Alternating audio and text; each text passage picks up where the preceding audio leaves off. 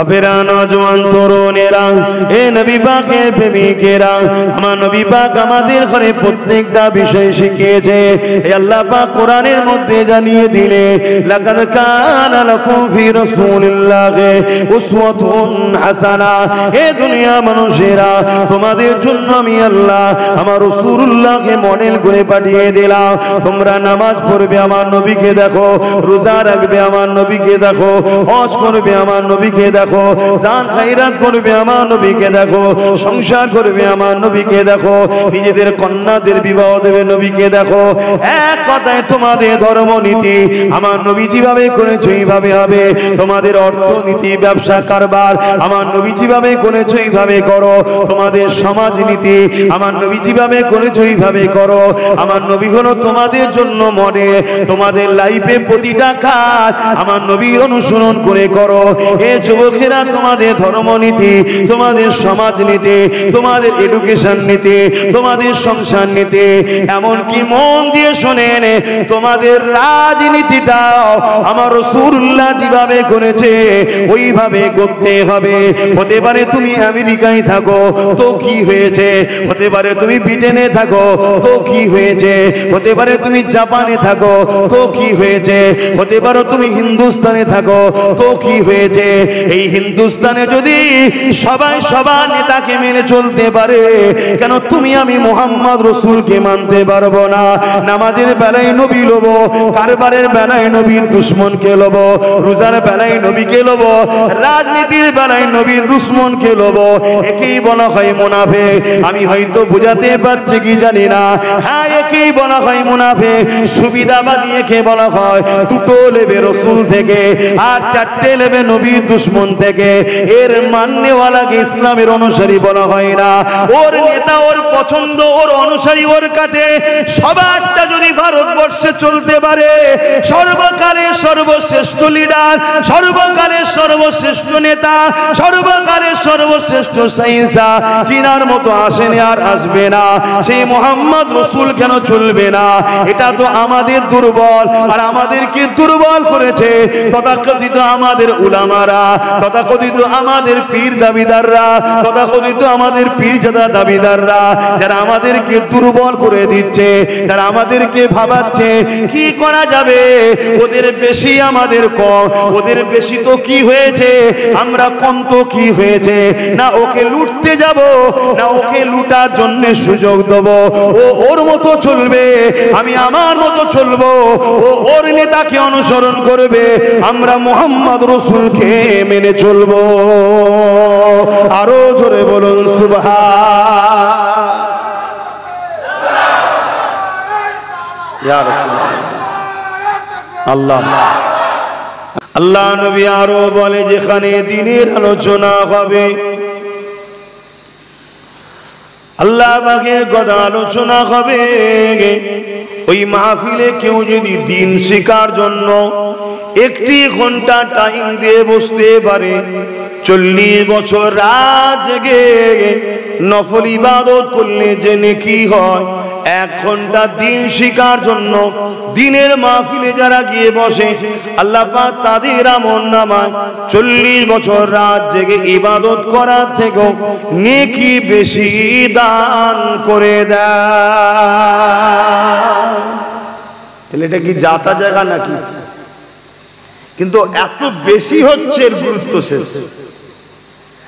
আগেকার সময় বা আমার দাদুদের সময়, আপনাদের দাদুদের সময়, এই এলাকায় হয়তো হাতে গোনা একটাই মাহফিল হতো। অত এলাকার সমস্ত মানুষ বছরে সেই একটা জায়গাতে হাজির হতো। একটা আনন্দ ছিল, খুশি ছিল। এখন রোজ বিরিয়ানি খেয়েও যেন মনে হচ্ছে বিরিয়ানি ডাল ভাত হয়ে গেছে, এত হচ্ছে।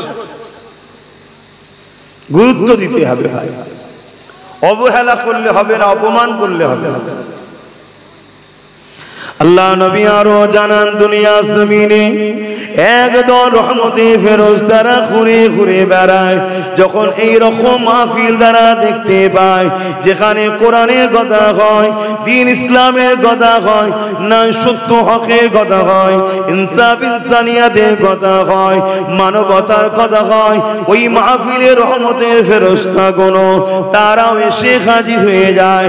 মাহফিল যখন শেষ হয়ে যায় ওই ফেরেশতারা উড়ে উড়ে গিয়ে আল্লাহ পাকের আরশে আজিমে নিজে সিজদায় পড়ে যায়। আল্লাহ পাক জিজ্ঞাসা করতে থাকে, ওরে আমার রহমতের ফেরেশতারা, দুনিয়া জমিনে তোমরা কোথায় কোথায় ছিলে, কি কি দেখলে বলো? আল্লাহ সবই জানে, তোমাকে আমাকে জানাবার জন্যই তো কথোপকথন হতে লেগেছে। ওই সময় রহমতের ফেরেশতারা বলতে লাগলে, হে আমার আল্লাহ, আমরা দুনিয়া জমিনে দেখলাম একদল বান্দা বান্দি প্রকাশ্য মাহফিলে বসে, আর বান্দিরা পর্দার আড়ালে বান্দারা প্রকাশ্য বসে দিনের মাহফিল দিয়েছিল। ওখানে কোরআনের কথা, আপনার হাবিবের কথা, আপনার কথা, শরীয়তের কথা, হক নাকের কথা আলোচনা করতেছিল। আল্লাহ পাক বড় খুশি হয়েছে, বলে ফেরেশতারা তারা কি শুধু আলোচনাই করেছে না আরো কিছু করেছে? ওই সময় ফেরেশতারা বলতে লাগে, আল্লাহ তারা দোয়া চেয়েছে আপনার কাছে। কি দোয়া চেয়েছে? জাহান্নাম থেকে নাজাত আর জান্নাতের আশা রেখেছে। ওরে আমার ফেরেশতারে, আমি ওদের উপরে খুশি হয়ে গেছে, তোমরা সাক্ষী দেখো, আমি আল্লাহ ওদের জন্য নাজাতের ব্যবস্থা করে দেব। আরো জোরে বলুন সুবহান। না জানি আজকে যদি মাহফিলটা কবুল হয়, আমাদেরকে নাজাতের ব্যবস্থা উপযুক্ত আল্লাহ বানাতে পারে না? আজ খারাপ আছে, আল্লাহ যদি পছন্দ করে নাই ভালো বানিয়ে দেবে, পারেন না? পারেন না? পৃথিবীতে কত বড় বড় অন্যায় করেছিল এক একটা ব্যক্তি, আল্লাহ যে কোনো বাহানায়, যে কোনো ওসিলায় তেনাদেরকে এত বড় বড় মানুষ বানিয়েছে, ভালো মানুষ বানিয়েছে। আজও কোটি কোটি লোক তাদের দরবারে এখনো হাজিরি দিয়ে কাঁদে। এজন্যে ভাই, কোরআনের মাহফিল দেখলে গিয়ে বসতে হবে।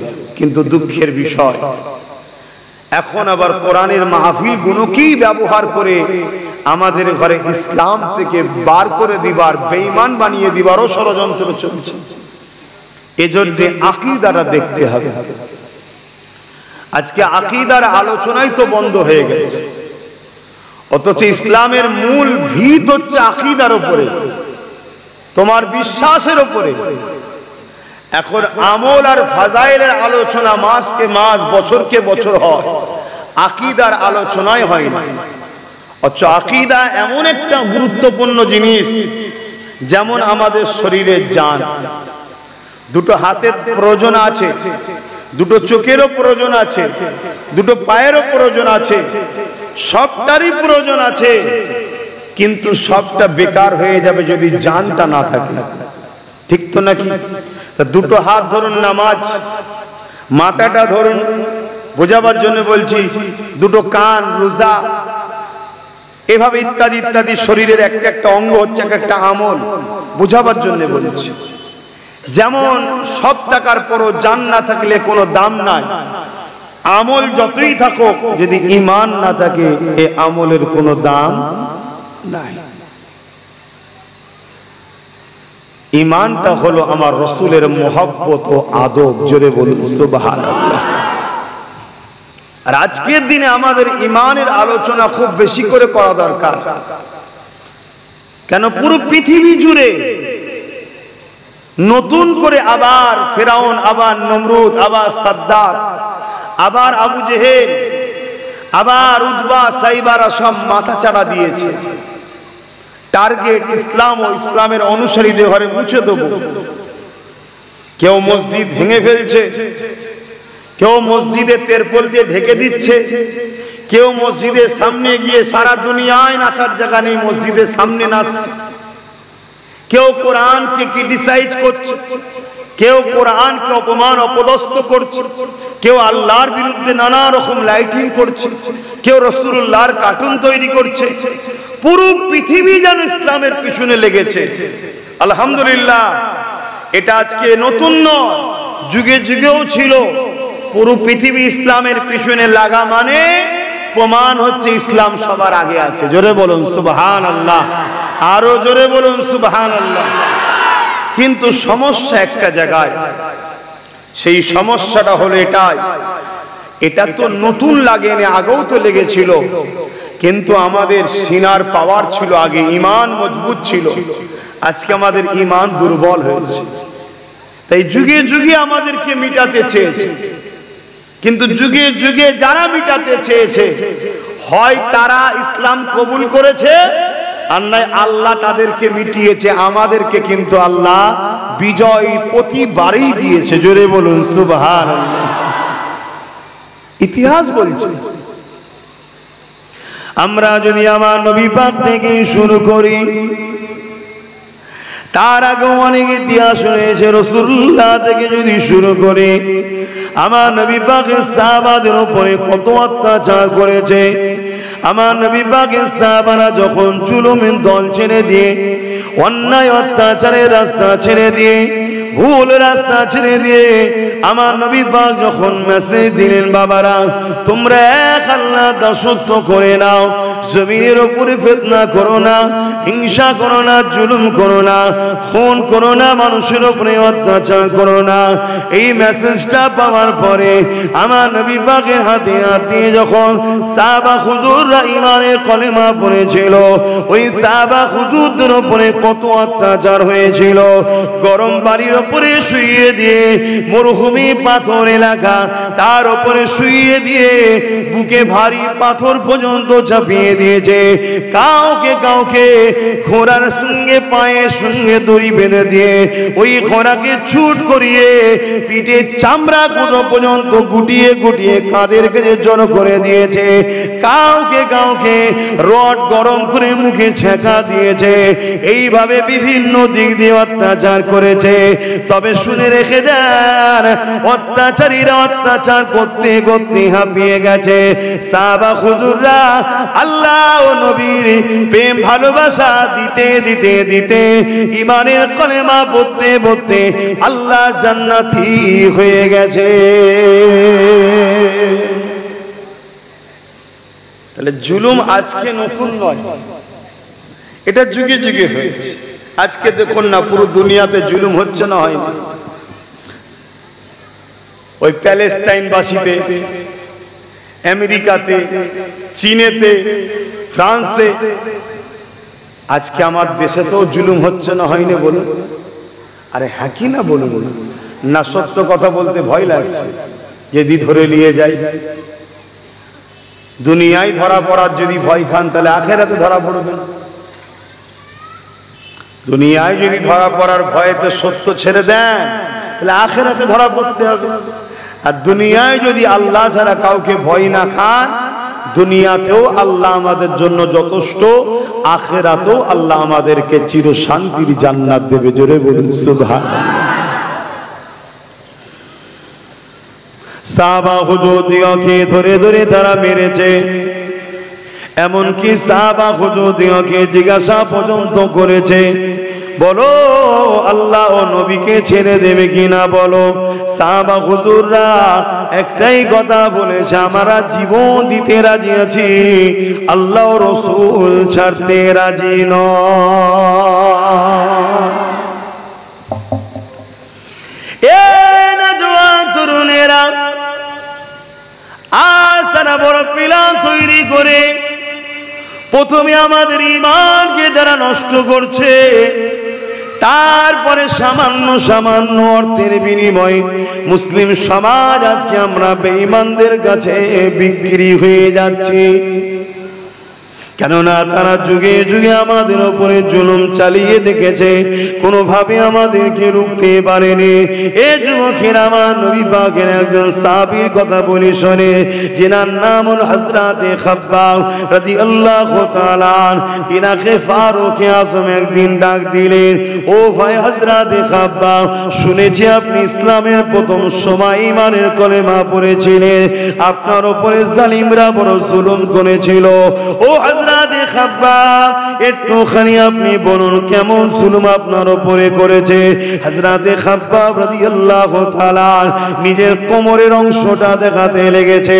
প্রতিটা মানুষকে আল্লাহ নিখুঁত সুন্দর করে বানিয়েছে। এই কোমরের অংশতে আল্লাহ পাক গোশত দিয়েছে, এটা আমাদের মানার। কিন্তু আল্লাহ নবীর সাহাবী হযরতে খাব্বাব রাদিয়াল্লাহু তাআলা তিনার কোমরের কোনো গোশত ছিল না। এই দিকে হযরতে ওমর ফারুক বলতে লাগলে, এ নবী পাকের সাহাবী হযরতে খাব্বাব আপনার কোমরের গোশত নাই কেন? জমিনে এমন মানুষ আমি কাউকে দেখিনি। হযরতে খাব্বাব রাদিয়াল্লাহু তাআলা বলেছিলেন, ভাই ওমর, আল্লাহ পাক আমাকে কোমরের সুন্দর গোশত দিয়েছিল, কিন্তু আমি আল্লাহকে আল্লাহ বলার জন্য, নবী মুহাম্মদ রাসূলকে রাসূল বলে মেনে নেওয়ার জন্য, ইনসাফের পক্ষে দাঁড়ানোর জন্য, ইনসানিয়াতের পক্ষে দাঁড়ানোর জন্য, সত্যের পক্ষে দাঁড়ানোর জন্য, মানবতার পক্ষে দাঁড়ানোর জন্য, গরিবের পক্ষে দাঁড়ানোর জন্য, এক কথায় আল্লাহ নবীর দেখানো রাস্তায় চলার জন্য জালিমরা আমাকে ধরে নিয়ে গিয়ে আগুন তৈরি করেছে, কাঠ দিয়ে আগুন জ্বালিয়েছে। ওই আগুনের উপরে আমি খাব্বাবকে হাতে পায়ে রশি দিয়ে বেঁধে ওই আগুনের উপরে বসিয়ে দিয়েছিল। এ যুবক, একটা বার ভেবে দেখো, এই শাস্তির পরীক্ষা তো এখনো আল্লাহ আমাদেরকে নেয়নি। আমাদের তো সামান্য অভাবও নাই, তারপরেও যদি আমরা কোনো জায়গায় ফ্রিতে কিছু পাই, খেতে বাদ দিই না। একবারও দেখি না যে কিসের পয়সা, কোথা থেকে আসলো, কেন খাওয়াচ্ছে, এত দরদ হলো কেন, এসব দেখে। আর সাহাবা হুজুরদেরকে কি জুলুম করেছে দেখো। আমাদের তো একটু সময়ও নাই মাহফিলে বসার, ইসলাম শোনার, জানার, বুঝার। 24টা ঘন্টার মধ্যে 1টা ঘন্টা শুধু আল্লাহ ডেকেছে নামাজের জন্য 5 বার, সে সময়টুকু আমরা পাচ্ছি না। তাহলে আমরা কতটা খারাপ হয়ে গেছি ভাবুন একটু। নিজেকে ভাবতে হবে। ওয়াজ শুধু শোনার জিনিস নয়, ওয়াজ তো সিদ্দিক আকবরও শুনেছে, আবু জেহেলও শুনেছে। নবী ওয়াজ করতে আবু জেহেল লুকিয়ে শুনতো, জানেন তো নাকি? একটা সময় আবু জেহেল ওয়াজকে ব্যান্ড করে দিয়েছিল আমার রাসূলুল্লাহ। কেন? তখন ক্ষমতা ছিল, শাসক সে হাতে পাওয়ার ক্ষমতা। আজও কিছু মানুষ ক্ষমতার জোরে অনেক কিছু করছে সমাজ, দেখলেন না?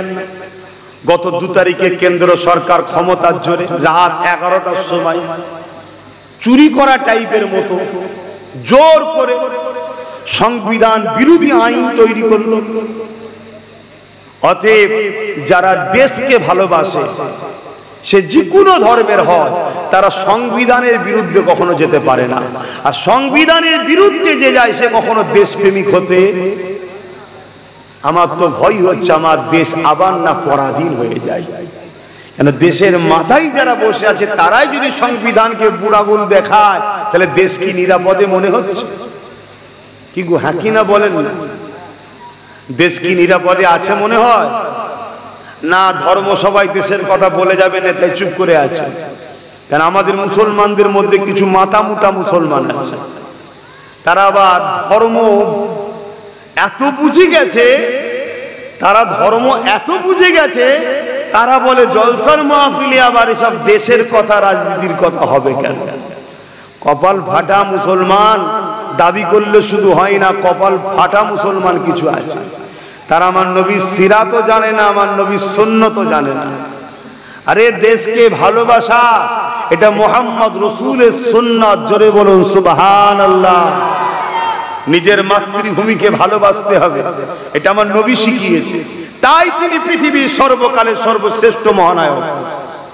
তিনি কোনো কাজ বাদ দেয়নি, সমস্ত বিষয়ে তেনার রাস্তা দেখানো আছে।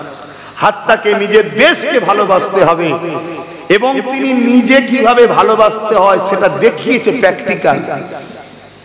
তিনি যখন মক্কা শরীফ থেকে হিজরত করে ইয়াসরিব মদিনার দিকে চলে যাচ্ছে, আল্লাহর নবী 2 কদম করে আগে যায়, আর মক্কার দিকে ঘুরে ঘুরে চোখের পানি ফেলে কাঁদে আর বলে, এ আমার মাতৃভূমি মক্কা, হে আল্লাহর ঘর বাইতুল্লাহ, আমি তোমাদেরকে ভালোবাসি। জোরে বলুন সুবহানাল্লাহ। তাহলে আমরা যদি প্রকৃত নবীর উম্মত হই, তাহলে আমাদের সিনার মধ্যে এটাও রাখতে হবে, হে আমার মাতৃভূমি ভারতবর্ষ, আমরা তোমায় ভালোবাসি।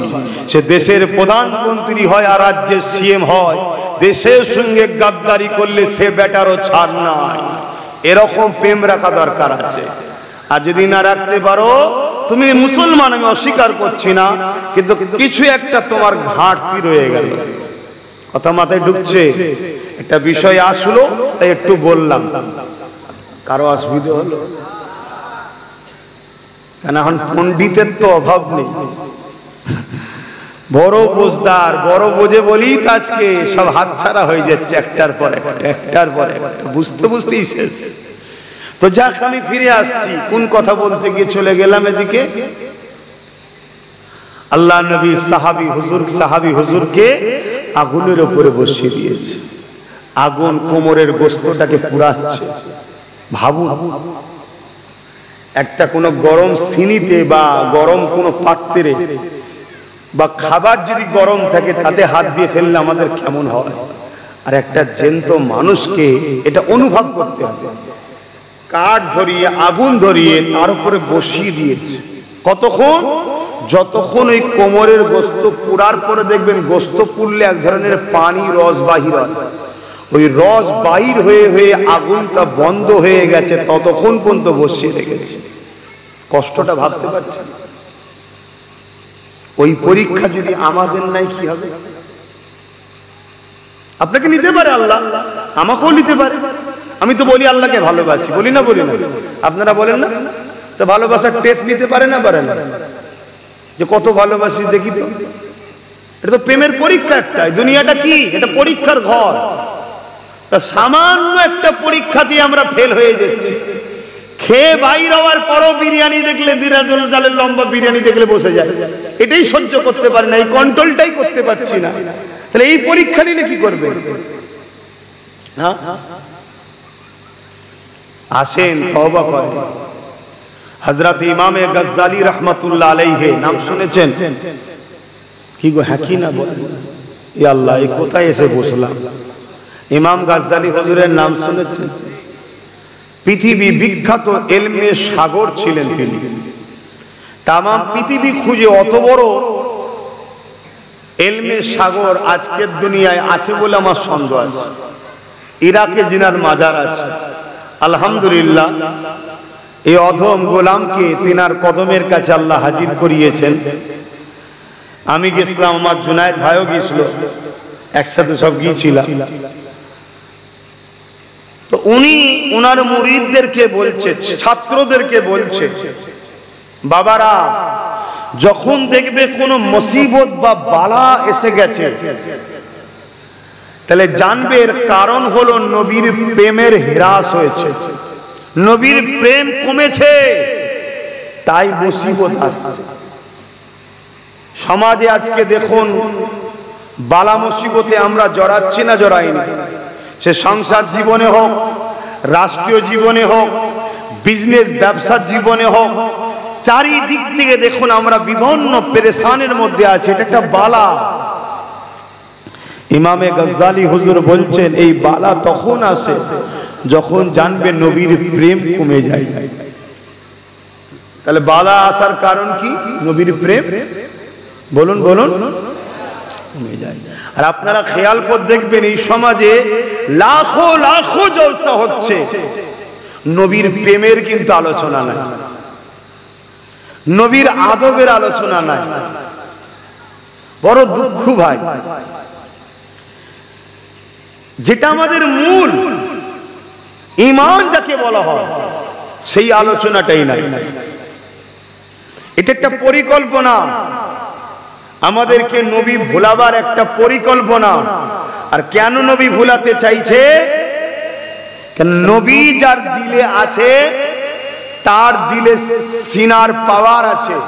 আর সিনার পাওয়ারটা এত বড় পাওয়ার, 850 বছর আগে চলে গেছে বাগদাদের জমিনে। একজন সিনার পাওয়ার আলা ব্যক্তি 850 বছর পরেতে ওই বাগদাদে যখন আসমান থেকে বড় বড় মিসাইল গুলো ফেলছিল আমেরিকা, একটাও ফাটেনি।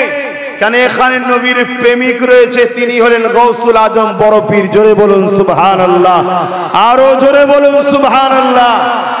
লাস্টে তারা বাধ্য হয়ে নিচুই নেমেছে, ম্যান টু ম্যান গুলি করে করে লড়াই করেছে। সিনার পাওয়ারের ফজিলত এত, আজকে আমাদের সিনার পাওয়ার কোন? নবীর প্রেম কোন? হযরত ইমামে গজ্জালি হুজুরকে জিজ্ঞাসা করা হলো, ও হযরত ইমামে গজ্জালি রাহমাতুল্লাহ আলাইহি, এই সিনার পাওয়ার বা নবীর প্রেম যখন কমে গেছে, এই পাওয়ারটাকে কি করে বাড়ানো যাবে? ইমামে গজ্জালি রাহমাতুল্লাহ আলাইহি বললেন, নবীর প্রেম সিনার পাওয়ার বাড়াতে গেলে তোমাকে বেশি বেশি করে দুটো কাজ করতে হবে। প্রথম নম্বর কাজ হলো তুমি নবীর জীবনী বেশি বেশি করে পড়ো। কারণ নবীর জীবনী যখন পড়বে, নবী পাকের উপরে তোমার প্রেম বাড়বে। নবীর সমাজ ব্যবস্থা, নবীর অর্থনীতি, সমাজনীতি, নবীর পরিবার নীতি, এডুকেশন নীতি, নবীর রাজনীতি, নবীর ধর্মনীতি, নবীর টোটাল লাইফ স্টাইলটা যখন তুমি পড়বে, তোমার নবীর উপরে প্রেম, ভক্তি, ভালোবাসা বাড়বে। এ যুবকেরা, তরুণেরা, বাপেরা, তুমি আমি তো কলেমার ঘরের সন্তান। আজকে পশ্চিমা দুনিয়া, হতে পারে আমেরিকা, ব্রিটেন, ফ্রান্স, তারা আমার নবী পাকের জীবনী পড়তে লেগেছে। তারা জন্মসূত্রে খ্রিস্টান ঘরের ছেলে, কিন্তু আমার নবী পাকের জন্ম জীবনী পড়তে পড়তে পড়তে তারা আমার নবী পাকের প্রেমিক হয়ে ঈমানের কালেমা পড়ে আমার নবীর উম্মত উম্মতি হয়ে যাচ্ছে। তারা অমুসলিম ঘরে জন্ম হয়ে যদি নবীর জীবনী পড়ে নবীর প্রেমিক হয়, কলেমা পড়ছে, তাহলে আমরা নবীর উম্মতের ঘরে, ইমানদারের ঘরে জন্ম নিয়েছি। আমাদের মধ্যে যদি নবীর জীবনী পড়ার চর্চা থাকে, তাহলে আমাদের মধ্যে প্রেম বাড়বে না বাড়বে না? কিন্তু আজ বড় প্ল্যান করে আমাদের কাছ থেকে নবীকে সরানো হচ্ছে। ইমাম গজ্জালি রাহমাতুল্লাহ আলাইহি বলেন, দ্বিতীয় নম্বর কাজ হলো তোমরা নবী পাকের উপরে বেশি বেশি দরুদ পড়ো। কারণ নবী আমার জানিয়েছে, আমার উপরে যে যত বেশি দরুদ পড়ে, সে আমাকে তত বেশি ভালোবাসে, সে আমার তত বেশি কাছে। কিয়ামতের কঠিন দিনে আমি রাসূলুল্লাহ, আমার শাফাআত তারা পাবে।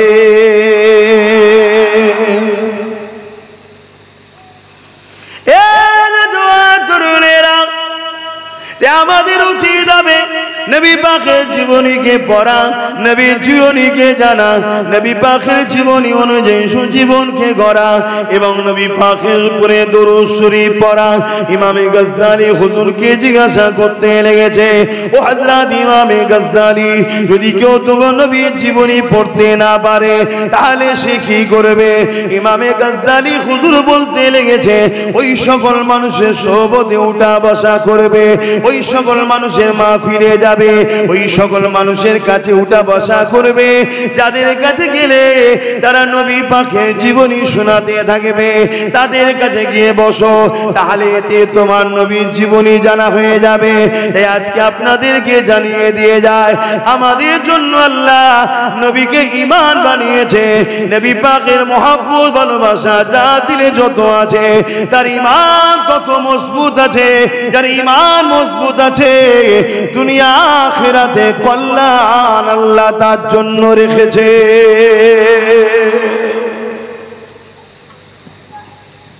আর যদি ঈমান দুর্বল হয়ে যায়, তাহলে আজকে আমাদের যে দুর্দশা হচ্ছে, এটা আরো ভয়ানক হবে। আল্লাহ নবীর সাহাবাদের ঈমান কত ছিল, নাই বলো? ওই আগুনের উপরে বসিয়ে থাকলে কেউ কি ভাই টিকে থাকতে পারবে? সাহাবা হুজুররা তথাপিও ওই আগুনের উপরে বসিয়ে তাকে জিজ্ঞেস করছে, বলো মুহাম্মদ রাসূলকে ছেড়ে দেবে কি বলো, আল্লাহকে ছেড়ে দেবে কি বলো? সাহাবা হুজুররা এই অবস্থাতেও বলছে, আমরা আল্লাহ ও রাসূলকে ছাড়বো না। জোরে বলুন সুবহানাল্লাহ। এটা কিসের জোরে হচ্ছে ভাই বলুন? এটা কিসের জোরে? ঈমানের জোরে। ঈমান ঠিক করবে। আল্লাহ নবীর সাহাবী হযরতে খাব্বাব রাদিয়াল্লাহু তাআলা হুজুর আমার এইভাবে শোনাতে লেগেছেন। হযরতে ওমর ফারুক কাঁদেন, মজলিসে যত লোক রয়েছে সবাই কাঁদতে লেগেছেন। এই নওজওয়ানেরা হযরত ওমর ফারুক রাদিয়াল্লাহু তাআলা হুজুরকে শোনাতে লেগেছেন, ও হযরত ওমর, আগুন যখন বন্ধ হয়ে যেত, জালিমরা আবার আগুন ধরাতো, আবার আমাকে নিয়ে গিয়ে বসাতো, আবার আমার কোমরের গোশতখানা পুড়ে পুড়ে পড়ে ওই কোমরের গোশত থেকে রস পানি বেরোতে থাকতো। আগুনখানা আবার বন্ধ হয়ে যেত, আবার আগুন থেকে নামিয়ে দিয়ে আবার আগুনকে ধরিয়ে রাখতো। ভাই ওমর, আমার কোমরের গোশত এইভাবে পুড়ে পুড়ে শেষ হয়ে গেছে। তবে ভাই ওমর, আমি আল্লাহ শুকরিয়া আদায় করি। কিসের জন্য শুকরিয়া আদায় করো? ভাই ওমর, এত কষ্ট তারা আমাকে দিয়েছে, কিন্তু আমার দিল থেকে আল্লাহ ও নবীর মুহাব্বতকে বার করতে পারেনি। আরো জোরে বলুন সুবহান আল্লাহ। ইসলামিক স্লোগান দেন, ওটাই ঠিক আছে। তাহলে এতটা কষ্ট দিয়েছে, আমি তারপরও আল্লাহ শুকরিয়া আদায় করছি যে আমার ঈমানটা চলে যায় না। কেন? এটা ছিল সাহাবা হুজুরদের পরীক্ষা। তাহলে আজ আল্লাহ আমাদেরকে তো পরীক্ষা নিতে পারে। দেখি ওরা ভাইয়ে ভাইয়ে মারপিট করে সামান্য জমির জন্য, ভাইয়ে ভাইয়ে মারপিট করে সামান্য ঘর ভাগ করার জন্য, ভাইয়ে ভাইয়ে মারপিট করে সামান্য পদের জন্য, ভাইয়ে ভাইয়ে মারপিট করে সামান্য অর্থের জন্য।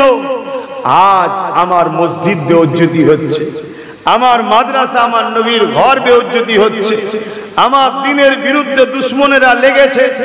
আরে আমি আল্লাহ তো যথেষ্ট, কিন্তু আমি দেখতে চাই এরা তোমায় ভালোবাসে বলে এরা আমার জন্য কি করে দেখি। শুনছেন তো নাকি? এটাও তো পরীক্ষা হতে পারে। সেই পরীক্ষায় আমরা পাস করতে পারবো তো? আমরা পাস করব কি করে?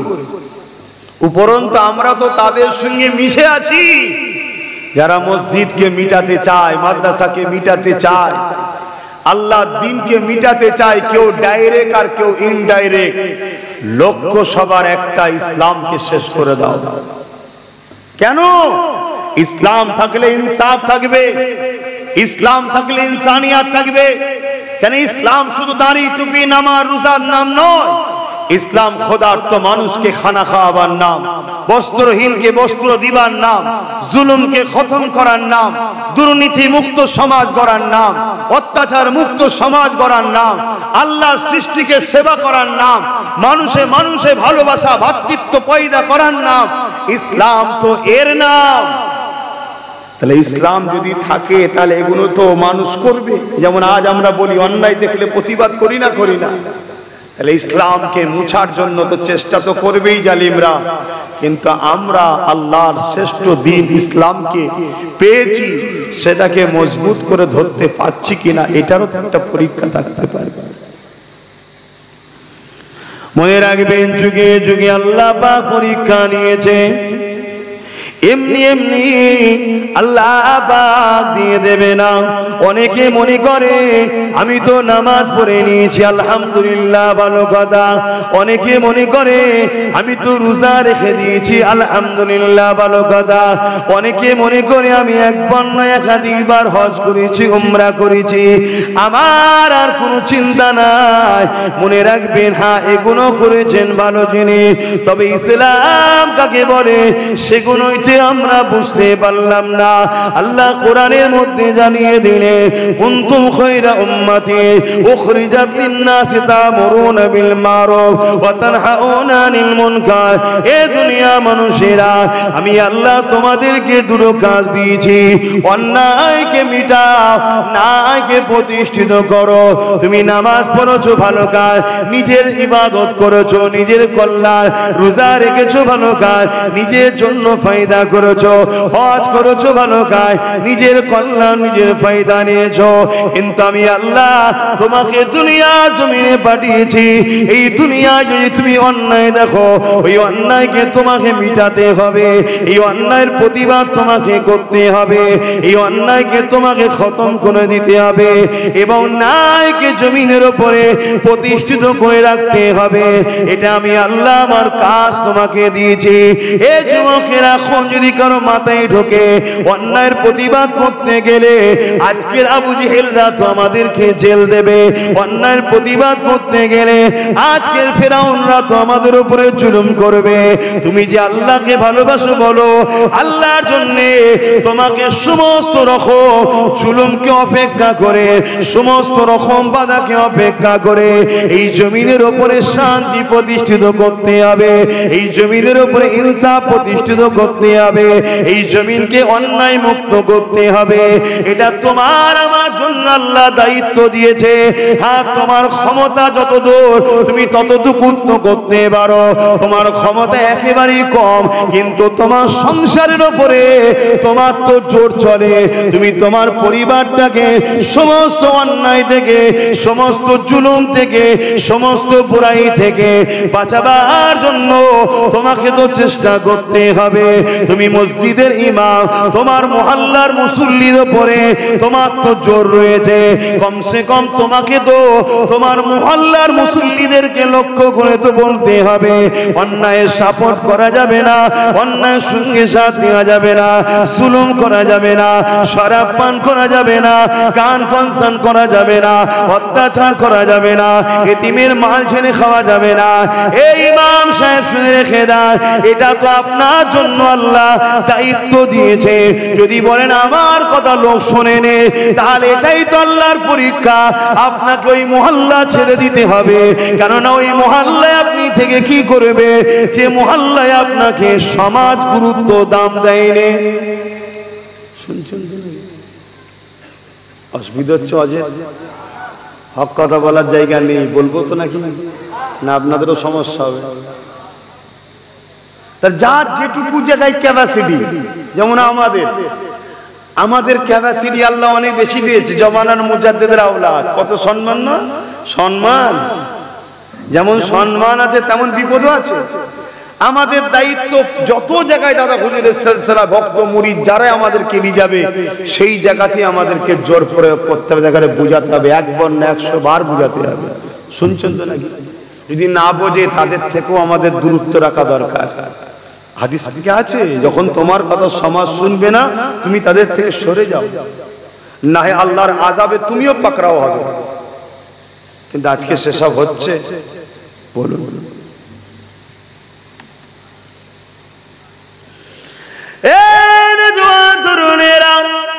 ইসলামকে তো আমরা কুক্ষিগত করে ফেললাম।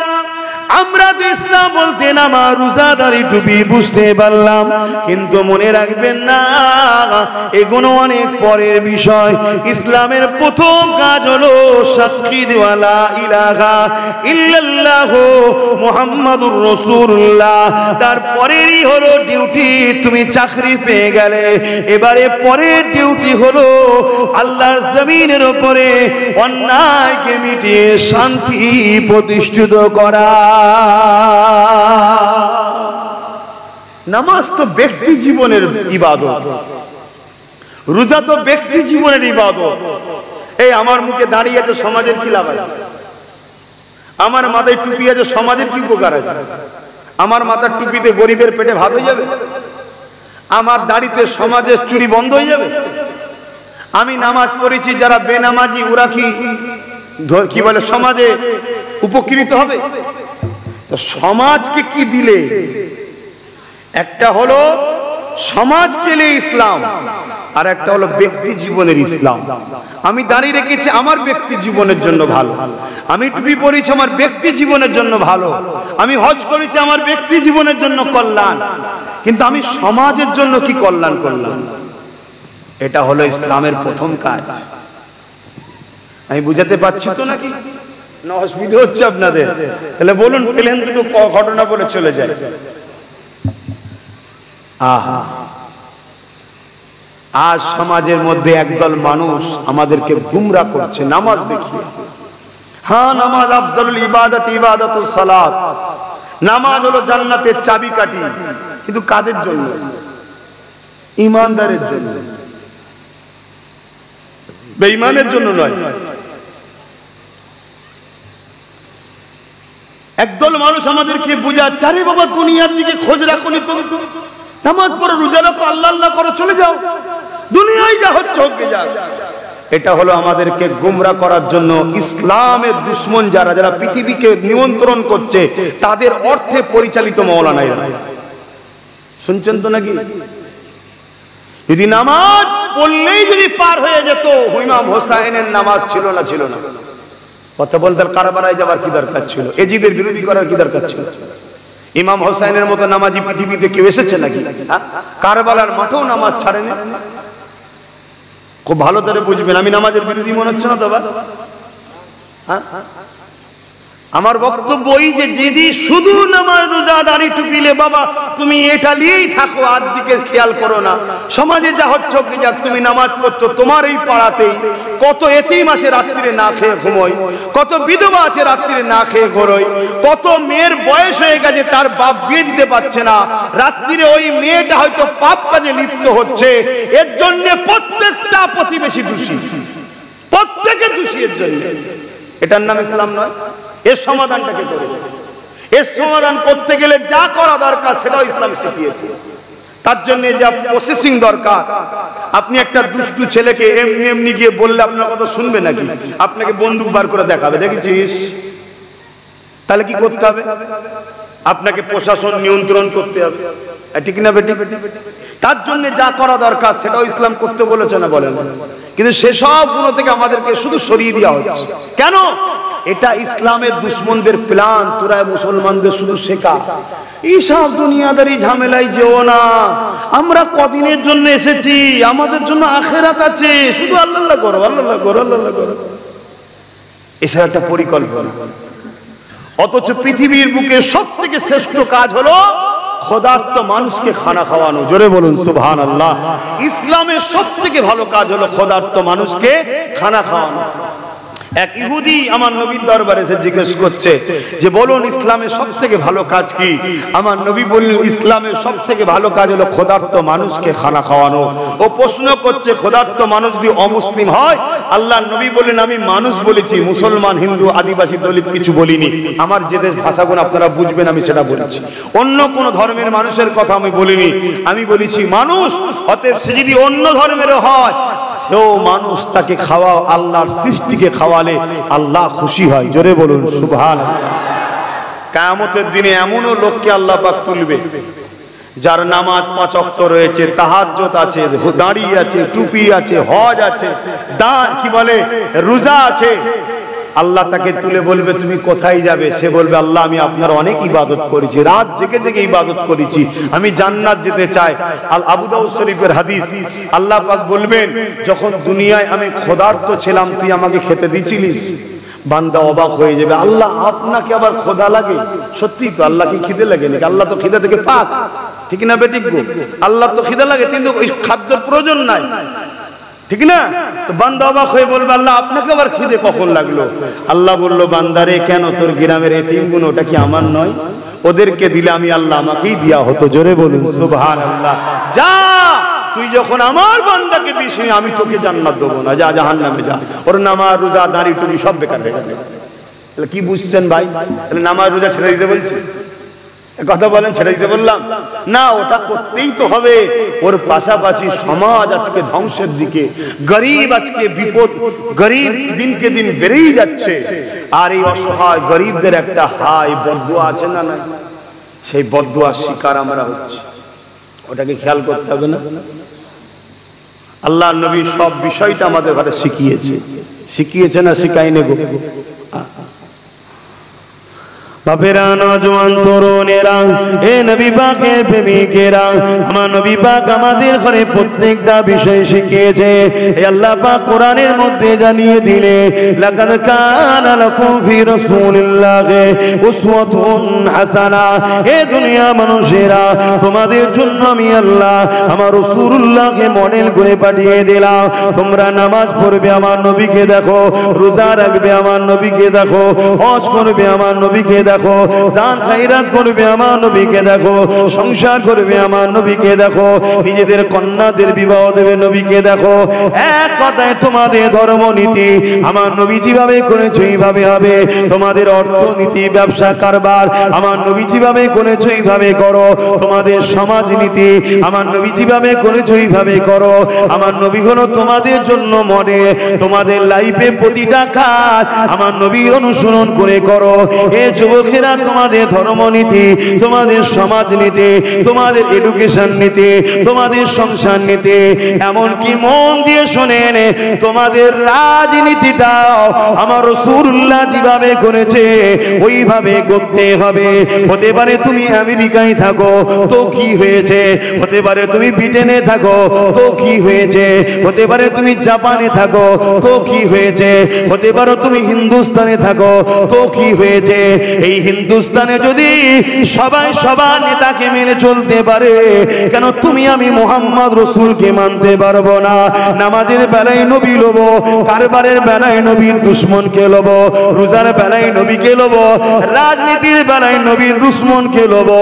একেই বলা হয় মুনাফিক। আমি হয়তো বুঝাতে পারছি কি জানি না, হ্যাঁ একেই বলা হয় মুনাফিক। সুবিধাবাদী একে বলা হয়, দুটো লেবে রাসূল থেকে আর চারটে লেবে নবীর দুশমন থেকে। এর মাননেওয়ালাকে ইসলামের অনুসারী বলা হয় না। ওর নেতা, ওর পছন্দ, ওর অনুসারী ওর কাছে সবারটা যদি ভারতবর্ষে চলতে পারে, সর্বকালের সর্বশ্রেষ্ঠ লিডার, সর্বকালের সর্বশ্রেষ্ঠ নেতা, সর্বকালের সর্বশ্রেষ্ঠ সাইন্সা চিনার মতো আসেনি আর আসবে না, সেই মুহাম্মদ রাসূল কেন চলবে না? এটা তো আমাদের দুর্বল, আর আমাদেরকে দুর্বল করেছে তথাকথিত আমাদের উলামারা, তথাকথিত আমাদের পীর দাবিদাররা, তথাকথিত আমাদের পীরজাদা দাবিদাররা, যারা আমাদেরকে দুর্বল করে দিচ্ছে, যারা আমাদেরকে ভাবাচ্ছে কি করা যাবে, ওদের বেশি আমাদের কম, ওদের বেশি তো কি হয়েছে, আমরা কম তো কি হয়েছে? না ওকে লুটতে যাব, না ওকে লুটার জন্য সুযোগ দেব। ও ওর মতো চলবে, আমি আমার মতো চলবো। ও ওর নেতাকে অনুসরণ করবে, আমরা মুহাম্মদ রাসূলকে মেনে চলবো। আরো জোরে বলুন সুবহান। ইয়া রাসূলুল্লাহ, আল্লাহ, আমি কি বোঝাচ্ছি বুঝছেন তো? আমাদেরকে বহুত গুমরাহ করা হয়েছে। 100 বছরের পরিকল্পনা এটা, 100 বছরের পরিকল্পনা। সেই পরিকল্পনা আজকে এবার ওরা একটা একটা করে বাস্তবায়ন করছে। আর ঠিক দেখবেন এই সকল গাদ্দারগুলোর সঙ্গে ওই সকল বেঈমান নেতাদের সব যোগাযোগ একসাথে দেখা যাবে। সব কথা মাথায় বুঝছেন না, বোঝেন? এরা আমাদেরকে আগাতে দেবে না। যখনই আগাতে যাবে, আরে কি করা যাবে, কি করা যাবে, আরে এখানে কে কতজন, কে কি জন, ওটা তো বিষয় নয়। বিষয় হলো ও কার মতো করে দেশকে সেবা করবে, ওর নেতা ওর কাছে থাক। আমি আমার দেশের সেবা করব, দেশকে ভালোবাসবো আমার রাসূল যেভাবে বলেছে। জোরে বলুন সুবহানাল্লাহ। আর এ কথা বললে আবার একটা ধোঁকা দেওয়া হচ্ছে নতুন করে, কি না, রাসূল তো খেলাফতের কথা বলেছে। খেলাফত হলো ইসলামিক কান্ট্রির জন্য, গণতান্ত্রিক দেশ, সমস্ত ধর্মের মানুষের জন্য রাসূল সিস্টেম দেখিয়েছেন না দেখায়নি? নবী যখন মদিনার রাষ্ট্রপ্রধান হয়, মদিনাতে অন্য ধর্মের মানুষ ছিল না, খ্রিস্টান ছিল, ইহুদি ছিল, পারসি ছিল, অগ্নি উপাসক ছিল, মূর্তি পূজারী ছিল, সবাইকে নিয়ে রাসূল মদিনাকে রাষ্ট্রপ্রধান হয়ে চালিয়েছে। সমস্ত দলের নেতাদেরকে ডেকেছে, ধর্মগুরুদের ডেকেছে, ডেকে রেজুলেশন তৈরি করেছে, কারো ধর্মের উপরে কেউ জুলুম করতে পারবে না। এটা হলো মুহাম্মদ রাসূলের আদর্শ। জোরে বলুন সুবহানাল্লাহ। এগুলো আমাদেরকে চেপে দেওয়া হয়েছে, চেপে দিয়ে শুধু বলেছে ও সব দিকে দেখে লাভ নেই, যা ভিক্ষা পাচ্ছিস খেয়ে খুশিতে আল্লাহ আল্লাহ কর, আমাদের জন্য আখেরাত আছে, আখেরাত আছে, আখেরাত আছে। হ্যাঁ, আল্লাহর সৃষ্টির উপরে কি জুলুম চলছে। 4 দিনের বাচ্চা, 5 দিনের বাচ্চা, 15 দিনের বাচ্চা, 1 বছরের মেয়ে, 2 বছরের মেয়ে রেপ হচ্ছে এই সমাজে। এই হচ্ছে না রে, সে কোন ধর্মের দেখার দরকার নেই, তার সৃষ্টিকর্তাটা কে বলো। তোমার আল্লাহর সৃষ্টি একটা 2 বছরের মেয়েকে রেপ করে দিয়েছে, তুমি বলছো যা হচ্ছে হোক গে যাক, ওদিকে দেখার দরকার নেই, তুমি নামাজ পড়ো, রোজা রাখো, আল্লাহ আল্লাহ করো। হ্যাঁ, এটা ইসলাম শিখিয়েছে। তাহলে তোমাকে মাথা দিতে হবে, তোমাকে ওই জায়গায় আসতে হবে, ক্ষমতা দখল করতে হবে। যারা আল্লাহর সৃষ্টি, জগতের এই শ্রেষ্ঠ সৃষ্টি নারীদের উপর জুলুম করবে, তাদের জন্য উপযুক্ত শাস্তির ব্যবস্থা তৈরি করতে হবে। এটা হলো ইসলামের কাজ। কথা মাথায় ঢুকছে না? ঢোকে নে। আমার আলোচনায় কারো কিছু ডিস্টার্ব হচ্ছে, কোরআন হাদিসের বাইরে হলে বলবেন, আমি মেনে নেব।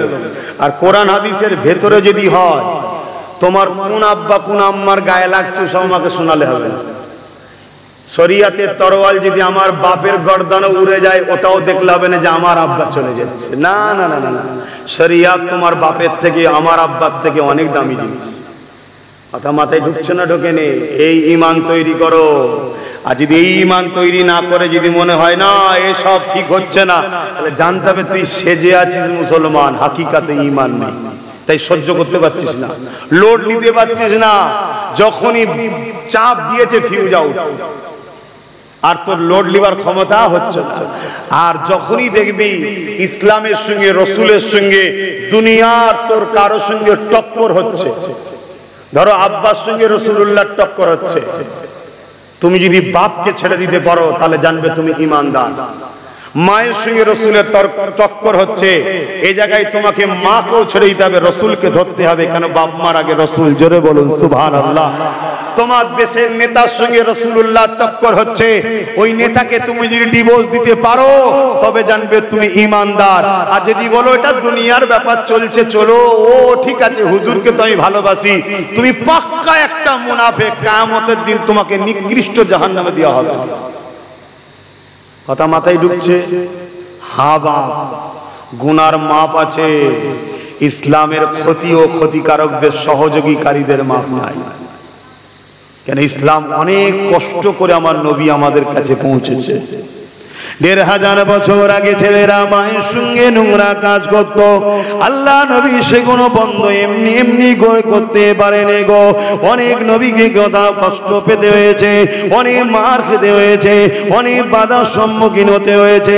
1500 বছর আগে বাপ নিজের মেয়েগুলোকে চেন্ত চেন্ত দাফন করে দিত। আল্লাহ নবী নারীগুলোকে বাপেদের হাত থেকে বাঁচিয়ে নারীদের সম্মান মর্যাদা দিয়েছে। এমনি এমনি হয়ে যায়নি গো, অনেক মার খেতে হয়েছে, অনেক বাধার সম্মুখীন হতে হয়েছে। 1500 বছর আগে পৃথিবীর যারা শাসক ছিল, গরিবের ঘরে ছেলেদের গলায় কোমরে বেরি পরিয়ে বাজারে তাদেরকে তুলতো, নিলামে উঠতো, কিনা বেচা হতো, দাসত্ব প্রথা যাকে বলা হয়। আল্লাহ নবী এগুলোকে বন্ধ করেছে। এমনি এমনি বন্ধ হয়ে যায়নি গো, হাজারো লড়াই করতে হয়েছে। বদরের ময়দানে সাহাবারা শহীদ হয়েছে, উহুদের ময়দানে নবীর দান্দা মোবারক শহীদ হয়েছে। এ যুবকেরা, তরুণেরা, বাপেরা এত কষ্ট করে করে নবী আমার সবার জমিনের উপর থেকে, আসমানের নিচ থেকে মদকে বন্ধ করেছে, নেশাকে বন্ধ করেছে, রেপকে বন্ধ করেছে, খুনকে বন্ধ করেছে, দুর্নীতিকে বন্ধ করেছে, অত্যাচারকে বন্ধ করেছে। জালিম ক্ষমতাশালী নেতাদের জুলুমের সাম্রাজ্যগুলোকে আল্লাহ নবী ভেঙে চুরমার করে দিয়েছে। এত কষ্ট করে করে নবী আমার করেছে।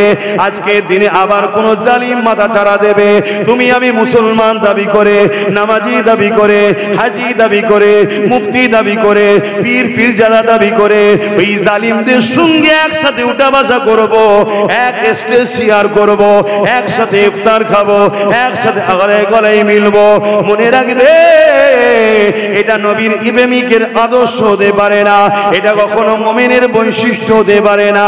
এ যুবকেরা, তরুণেরা, এ নবী পাকের প্রেমিকেরা, ঈমানদার কাকে বলে?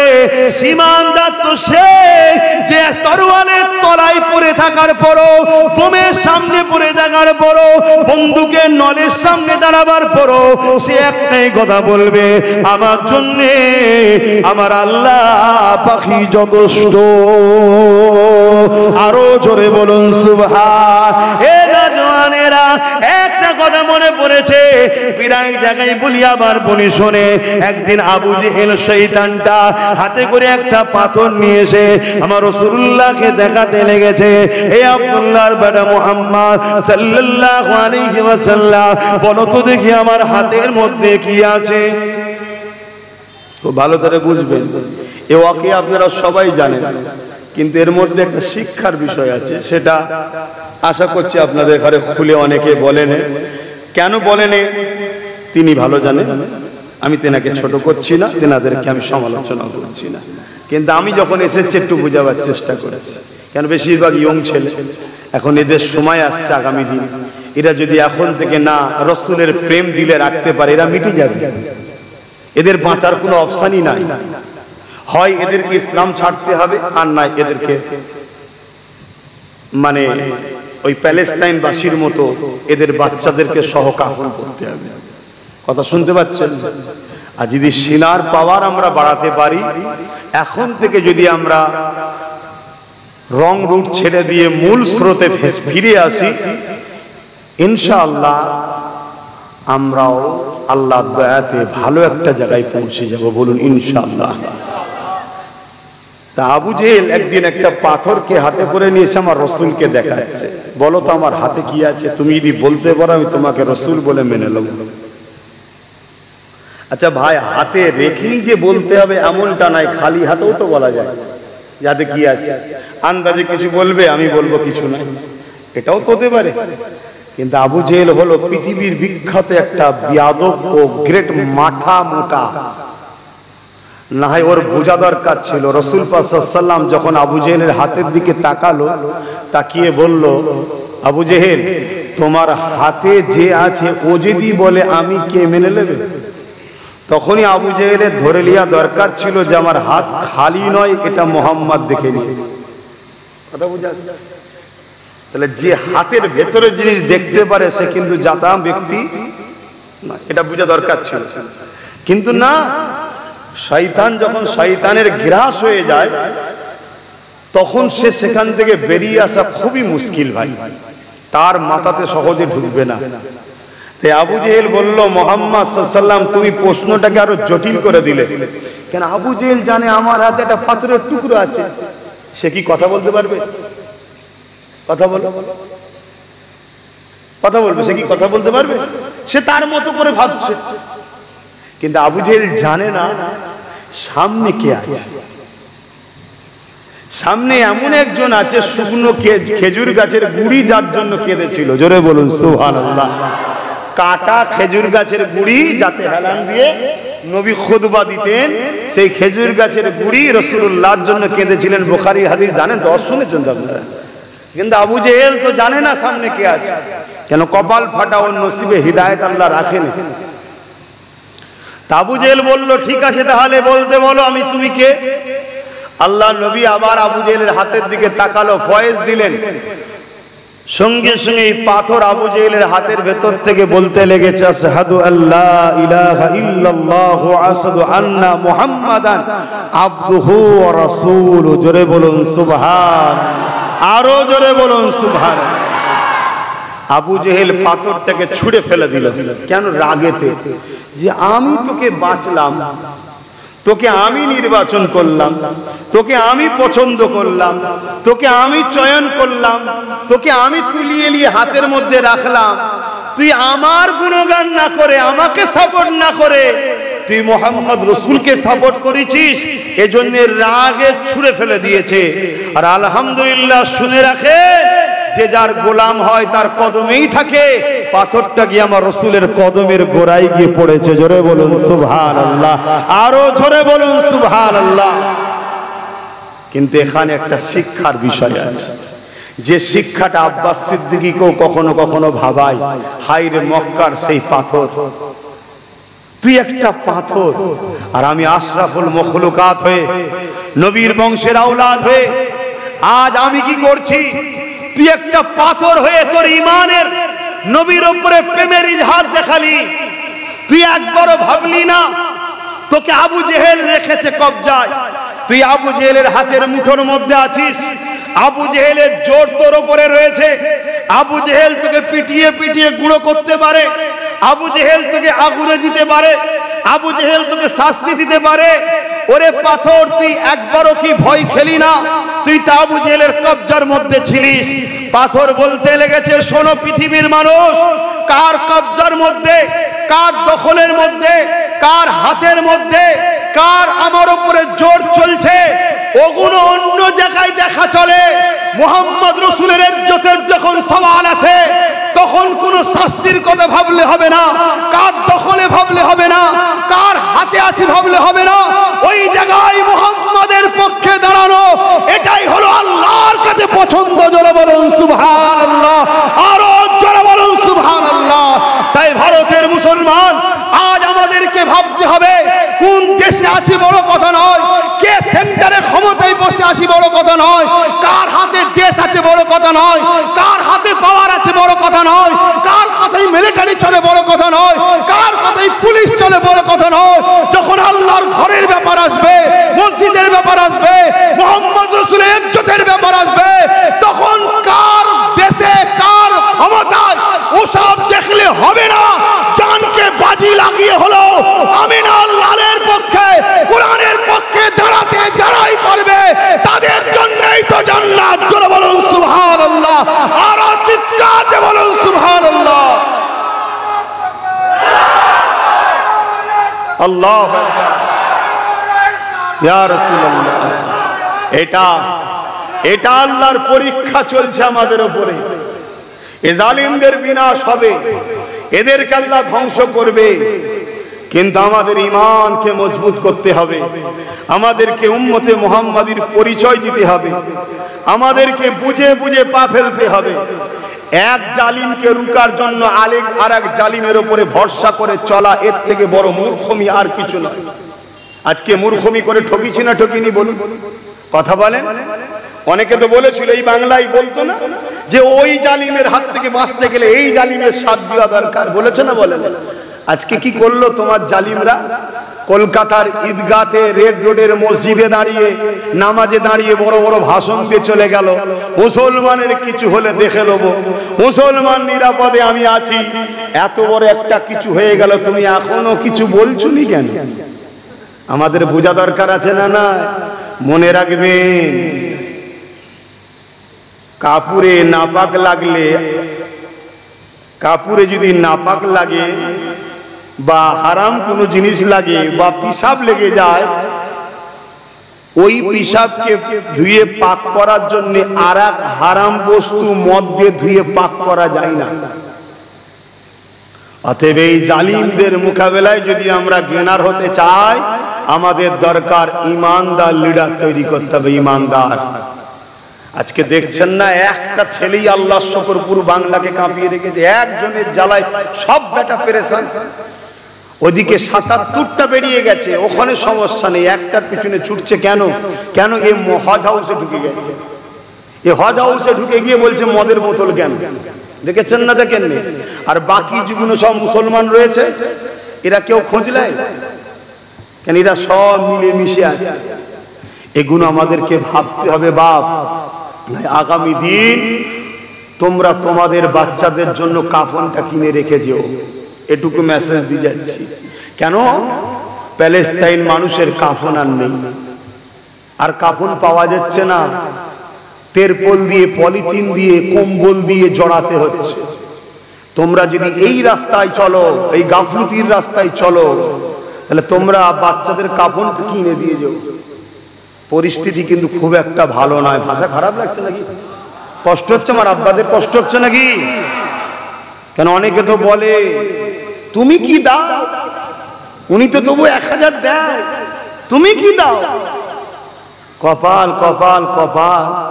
হ্যাঁ, আমাদের লক্ষ লক্ষ কোটি টাকা সম্পদ লুটপাট হচ্ছে। হ্যাঁ, সেই জায়গায় তুমি আমায় বসাও না, সে জায়গায় বসাও। আমায় বলতে আমাদের হবে না, আমাদের ভালো লোককে বসাও না, তোমাকে লাখ লাখ টাকা দেবে। তুমি ভাবছো কেন? কিন্তু না, অনেকের কষ্ট হয়তো তাই জিজ্ঞেস করছি। কিন্তু আমার স্পষ্ট কথা ভাই, কষ্ট যদি হয় আপনি আপনার লোক নিয়ে থাকুন, আপনি আমাদের কাছে আসবেন কেন? কি গো, ভুল বলছি নাকি? সবার স্বাধীনতা রয়েছে, সবাই বলতে পারছে। তো তোমার যাকে ভাল লাগে তাকে নিয়ে থাকতে যাও। আমরা যারা 2-10 জন থাকি, আমরা 2-10 জনই থাকবো, অসুবিধা কি আছে? কেননা আমরা বদরের ইতিহাস দেখেছি। বদরে জালিমদের সংখ্যা ছিল 1000-এর উপরে, আর ইমানদারের সংখ্যা ছিল মাত্র 313 জন। 1000 সংখ্যা বাহিনী তারা পরাজিত হয়েছিল মাত্র 313 জনের কাছে। এ যুবকেরা, আমরা হিন্দুস্তানের ইতিহাস দেখেছি। পুরো হিন্দুস্তান মিলে গরিবে নওয়াজকে রুখার চেষ্টা করেছিল। আপনারা জানেন কি জানি না, আমার গরিবে নওয়াজ যেন ভারতের জমিনে প্রবেশ না করতে পারে, এই জন্য বর্ডার গুলো সিল করে দেওয়া হয়েছিল, অনেক রকম পরিকল্পনা করা হয়েছিল। কিন্তু আমার গরিবে নওয়াজ প্রকাশ্য বর্ডার দিয়ে দিল্লি জমিনে চলে আসলো। আমার গরিবে নওয়াজকে রুখতে পারলো না। সেই সময় যারা রাজা ছিল তারা গণককারকে দিয়ে জিজ্ঞাসা করতে লাগলো যে আমাদের রাজত্ব ধ্বংস করতে এসছে, সে এখন কোন জায়গায় আছে? গণককাররা বলে দিল সে তো দিল্লিতে চলে গেছে। তখন আজমিরের যে পৃথ্বীরাজ বাদশা ছিল সে বলতে লাগলো মহামন করে মঈনুদ্দিনকে তো রুখা গেল না, কমসে কম আমার আজমিরে যেন ঢুকতে না পারে। হাজারো পরিকল্পনা করে গরিবে নওয়াজকে রুখার চেষ্টা করেছিল, কিন্তু গরিবে নওয়াজ আজমির এসে আনা সাগরে উঁচু করে আল্লাহ নামাজ আদায় করতেছে। এক মঈনুদ্দিন আজমিরি রুখতে পেরেছিল? হ্যাঁ, পারে না। কেন? তিনাদের সিনার পাওয়ার ছিল, তাই সিনার পাওয়ারটা ঠিক করল। রাসূলকে ভালোবাসেন, নবীর পিয়ার করেন, নবীর দিনটা আমাদের কাছে রেখে গেছে। ওই দিনটালে কি হচ্ছে বলুন? দিনটালে কি হচ্ছে বলুন? আজকে চাঁদ রাত উপলক্ষ করে ফাংশন হচ্ছে। ফাংশন কারা দিচ্ছে বলুন? মুসলিম ঘরের ছেলে। এই মুসলিম ছেলেরা শিখালো কারা যে চাঁদ রাতে ফাংশন করতে হয় বলুন? এদের সোহবত খারাপ, খারাপ জায়গায় বসে। ওই মেলা ফাংশন উপলক্ষ করে যে গেট করেছে, ওই গেটে দেখুন মক্কা মদিনা শরীফের ছবি দিচ্ছে। তাহলে এটা কি ইসলামকে অপমান করা নয়? আজকে খুব ভালো তারে বলে যাচ্ছে যুবকদের, তুমি দাওয়াত করবে কি না করবে ওটা পরের বিষয়, আমাকে আল্লাহ নিয়ে আসবে কিনা ওটা হলো প্রথম বিষয়। আল্লাহ যদি বলে বাঁধপুরে মোল্লাপাড়ায় আমাকে আবার নিয়ে আসবে, তুমি কেন? পুরো পাড়া মিলে চেষ্টা করো, আমার উঠতে পারবে না। একটা লোক দাঁড়িয়ে যাবে, এক হালে চলে যাবে। কথা বুঝে আসছে না? নাই আল্লাহ যদি চায়, আর আল্লাহ যদি না চায় পুরো পাড়া মিলে চেষ্টা করে আমার কাছে কেউ আমাকে আনতে পারবে না। সব ফাইসাল্লাহ ওখান থেকে হয়, ওপর থেকে, নিচু থেকে নয়। খুব ভালো করে শোনো, কোন যুবক ছেলে যদি গান শোনে, ফাংশনে যায়, যাত্রায় যায়, সিনেমায় যায়, আরো ইত্যাদি ইত্যাদি পাপ, মদের মতো পাপ, জেনার মতো পাপ যদি করেও ফেলে, ওই যুবক যদি সেজদায় পড়ে অন্তর থেকে তওবা করে কাঁদে, আল্লাহ ওকে মায়ের পেট থেকে যেমন বেরিয়েছিল বেগুনা, ওই রকম বেগুনা করে দেবে। জোরে বলুন সুবহানাল্লাহ। কিন্তু কেউ যদি ইসলামের কোনো কাজকে ক্ষতি করে, অর্থাৎ ঈদ উপলক্ষ করে ফাংশন, ঈদ উপলক্ষ করে মেলা, ইসলামে তার মানে ফাংশন আছে এটা প্রমাণ করতে চাইছে, মনে রাখবেন এর গুনাহ হবে না, ইসলাম থেকে বেরিয়ে কাফের হয়ে যাবে। তাহলে এই কথাগুলো প্রতিটা জায়গায়, প্রতিটা মসজিদে, প্রতিটা আলেম উলামাদের প্রত্যেকের প্রচার করা দরকার আছে না? না, আজকে তো সমাজে একটা বার্তা চলছে, ধর্ম যার যার উৎসব সবার, চলছে না? চলেন, এই কথাটা বার যারা করেছে তাদের মতো বড় শয়তান পৃথিবীতে দুটো আছে। কথা বলুন, এই কথাটা কি বলা আপনাদের গায়ে লাগলো নাকি? এই কথাটা হলো সব থেকে বড় শয়তানদের পরিকল্পনা, আমাদেরকে বেঈমান বানাবার। উৎসব যার যার, ধর্ম সবার, এই কথাটা হলো সব থেকে বড় বাজে নোংরা কথা।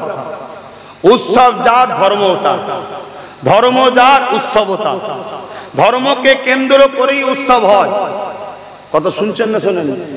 কিন্তু এত বড় একটা সমাজে প্রকাশ্য কথা চলছে, লক্ষ লক্ষ টাকা কোটি টাকা খরচ করে সাইনবোর্ড করা হচ্ছে। বলেন এই সমাজে আলেম উলামা মুফতি মৌলওয়ানাদের ফতোয়া আছে এর বিরুদ্ধে? এক কথা বলেন, ফতোয়া দেয় কেউ? যে কথাটা ভুল কথা, এই কথা মানা যাবে না, এটা ইসলামের বিদ্বেষী কথা।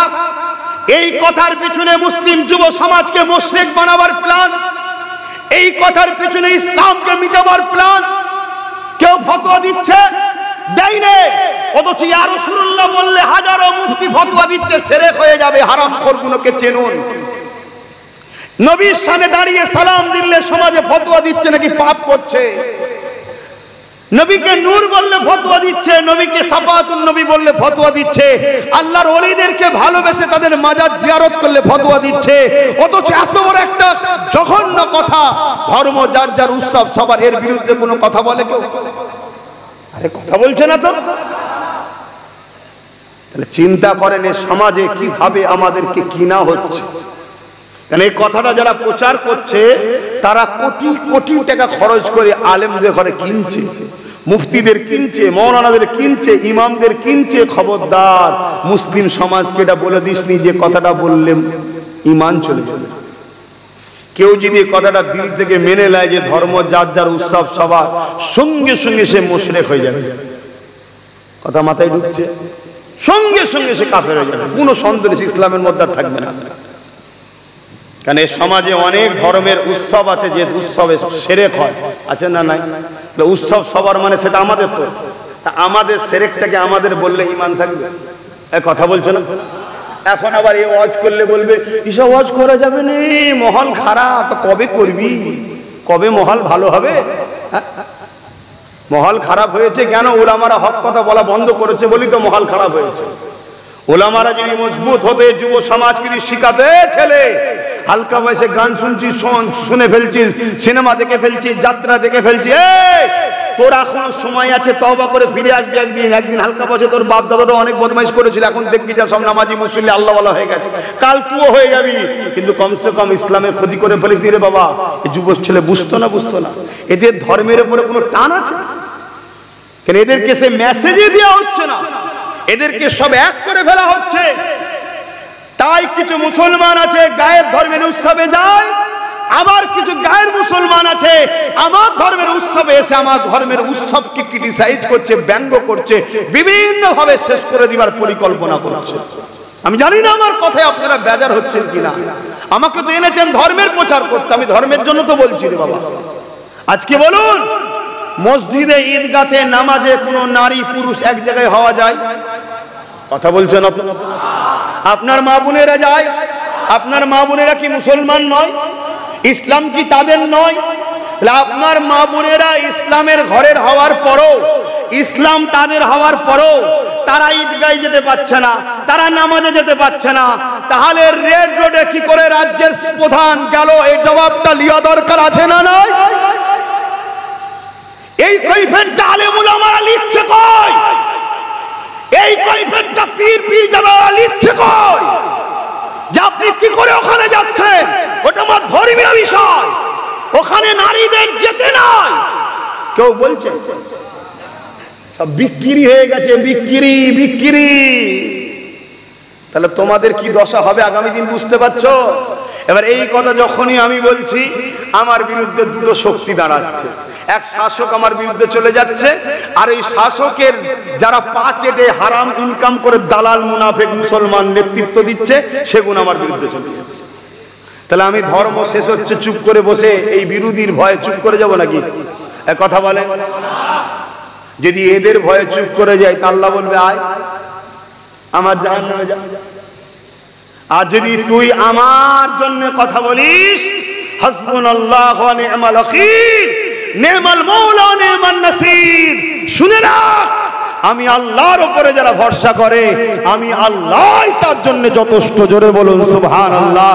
তোরা কি দেখলি না তুরস্কর জমিনে ভূমিকম্প হলো, ওই ভূমিকম্পে হাজার হাজার বাপ মা মারা গেল।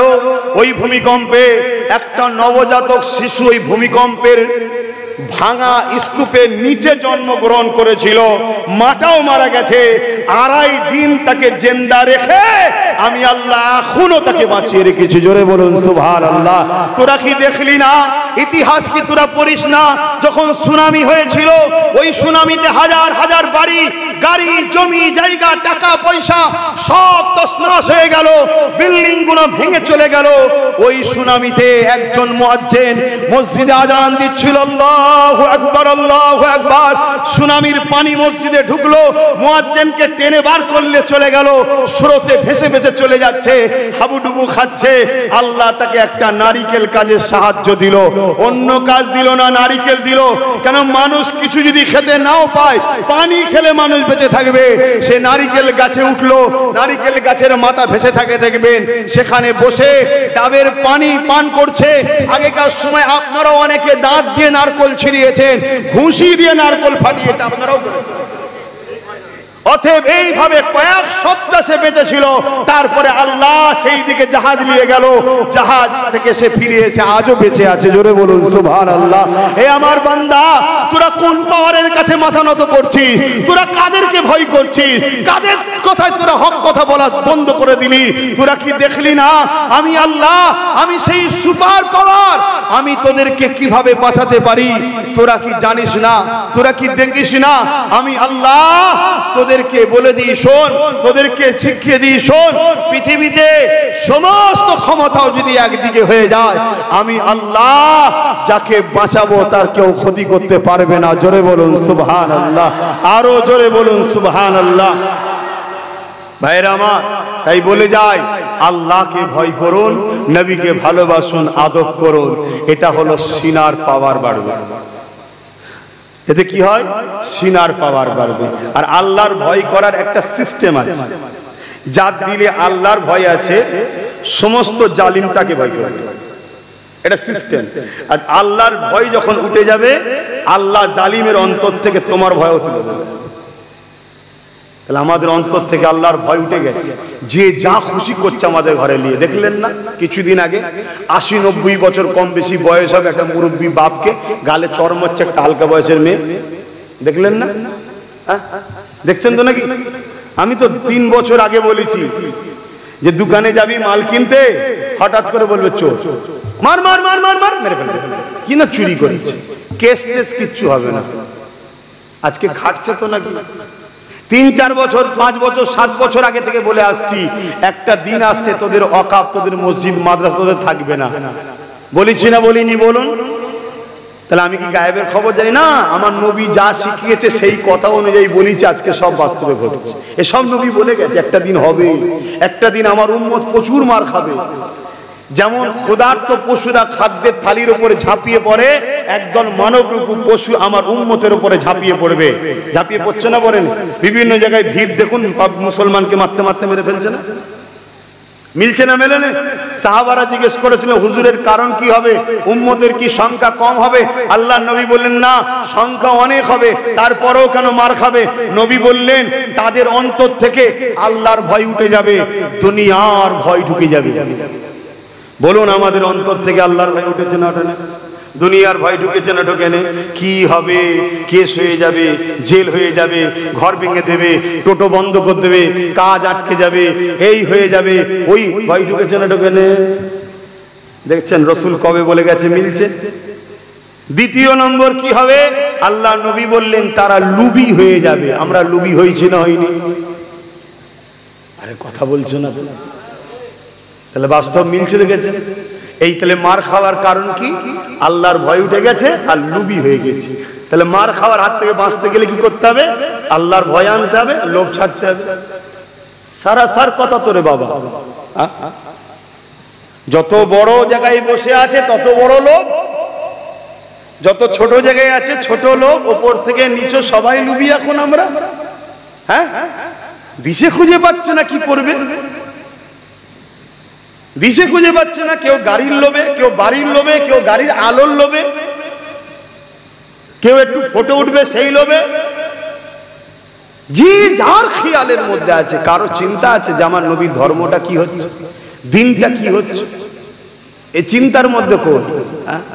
আল্লাহ যদি কাউকে ক্ষমতা দেয়, উচিত তো, কাউকে আল্লাহ পয়সা দিয়েছে, তার তো উচিত এই টাকা একটু দিনের জন্য খরচ করা, যে আল্লাহ দিয়েছে যখন করি।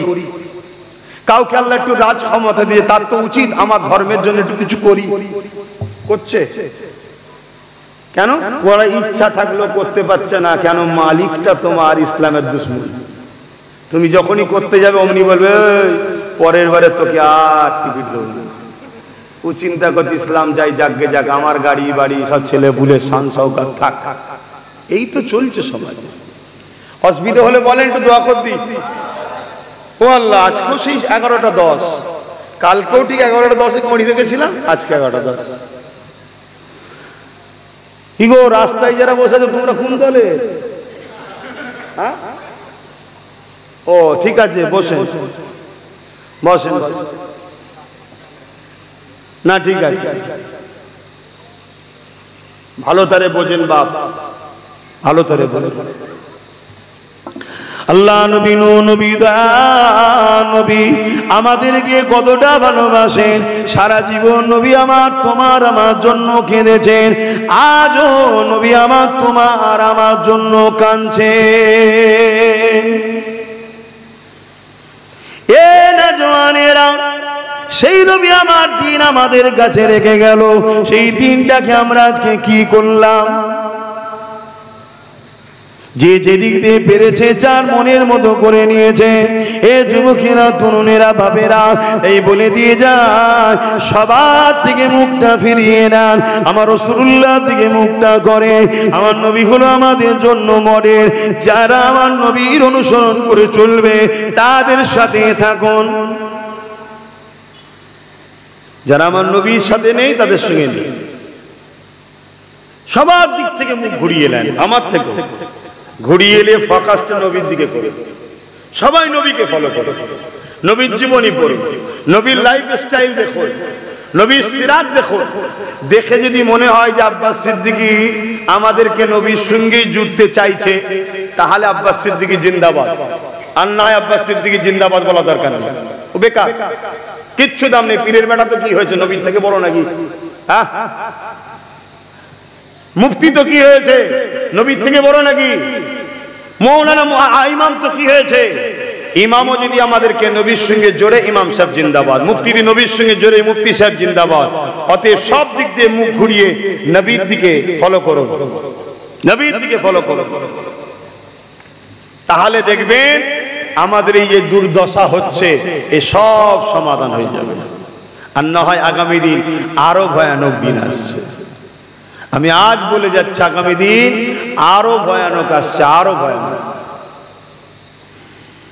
আল্লাহ নবী নবী নবী দুনিয়া জমিনে এসেছে 570 খ্রিস্টাব্দে, বাড়ির রবিউল আউয়াল সোমবার শুভেচ্ছা থেকে সময়।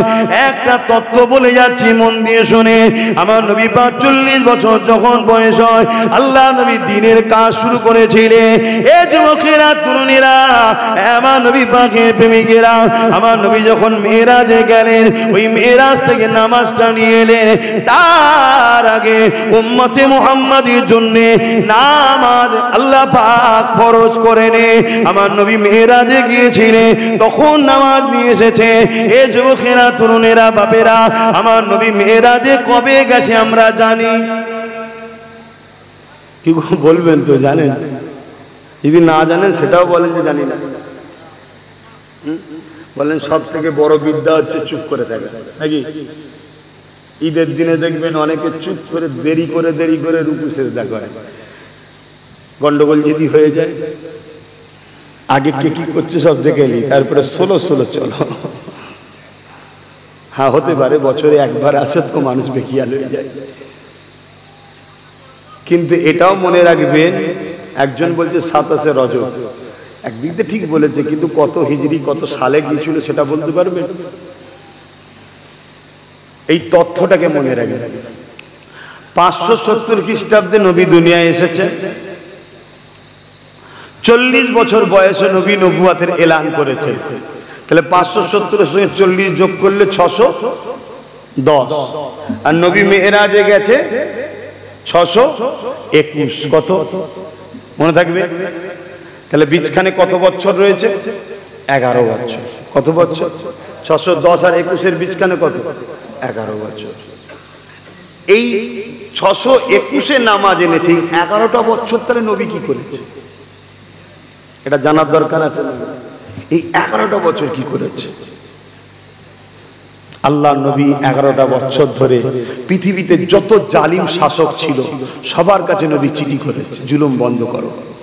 রোমের বুকে, রোমের বুকে বড় বড় স্টেডিয়াম তৈরি করে গরিবের ঘরের ছেলে মেয়েদের ঘরে ওই স্টেডিয়ামের মধ্যে ছেড়ে দেওয়া হতো, অপর দিকে বাঘকে ছেড়ে দেওয়া হতো, কুস্তি লড়াই হতো, আর গ্যালারিতে বসে বসে আনন্দ করতো তারা। এভাবে মানুষকে হত্যা করা হতো। আজকে যে স্পেন আমরা বলছি, স্পেন, এই স্পেনে এমন শাসক ছিল প্রতিদিন এক একটা করে কুমারী মেয়ের ইজ্জতকে সে লণ্ঠন করত, এবং তার একটা সন্তানও ছিল, সে চরিত্রহীন ছিল। পারস্য ছিল, 1000 বছরের আগুনের উপাসনা করত, 1000 বছর ধরে মানুষকে কিনা বেচা করত। যে হাওয়া কিন্তু আজকে পৃথিবী জুড়ে আবার নতুন করে শুরু হয়েছে। আমার দেশে যেমন পুরো দেশের বিভিন্ন রাজ্যে, বিশেষ করে মণিপুরে আদিবাসী দলিতদের উপরে বিশাল অত্যাচার হচ্ছে, বিভিন্ন জায়গায় অত্যাচার হচ্ছে, বিভিন্ন ধর্মের মানুষের উপরে। মনে রাখবেন, শুধু যে মুসলমানের উপর জুলুম হচ্ছে তা নয়, এই দেশেতেই অনেক আদিবাসী দলিত ঘরের ছেলেদের ঘরে উচ্চ বর্ণের পাত্রে হাত দেওয়ার জন্য পিটিয়ে পিটিয়ে মেরে দিয়েছে। ঘোড়া করে বে করতে যাচ্ছে নিচু বর্ণের ছেলে হওয়ার জন্য, তাকে পিটিয়ে মেরে দিয়েছে। এই উঁচু নিচুকে পুরো ভেঙে চুরমার করে মানুষ সব এক, এটা মোহাম্মদ রসুল করেছে। জোরে বলুন সুবহানাল্লাহ, আরো জোরে বলুন সুবহানাল্লাহ। এই বিভাজনকে কেটিয়েছে। 11টা বছর ধরে পৃথিবীর জুলুমকে নবী খতম করেছে, সন্ত্রাসকে খতম করেছে, জঙ্গিবাদকে খতম করেছে, আতঙ্ককে খতম করেছে, রেপকে বন্ধ করেছে। সমস্ত বুরাইয়ের বিরুদ্ধে আল্লাহ নবী লড়াই করে তাগুনকে খতম করেছে, বন্ধ করেছে। কাউকে চিঠি দিয়ে বুঝিয়েছে, সে পরিবর্তন হয়েছে। আলহামদুলিল্লাহ, কেউ পরিবর্তন না হয়ে নবীর বিরুদ্ধে লড়াইয়ের প্রস্তুত নিয়েছে। নবী আল্লাহর সাহায্যে গায়েবী পাওয়ার নিয়ে তার মোকাবেলায় দাঁড়িয়েছে। এইভাবে লড়াই করে করে মানুষকে বুঝিয়ে বুঝিয়ে পৃথিবীতে সমস্ত অন্যায়, অত্যাচার, জুলুম খতম করে এই পৃথিবীতে শান্তি প্রতিষ্ঠিত করেছে।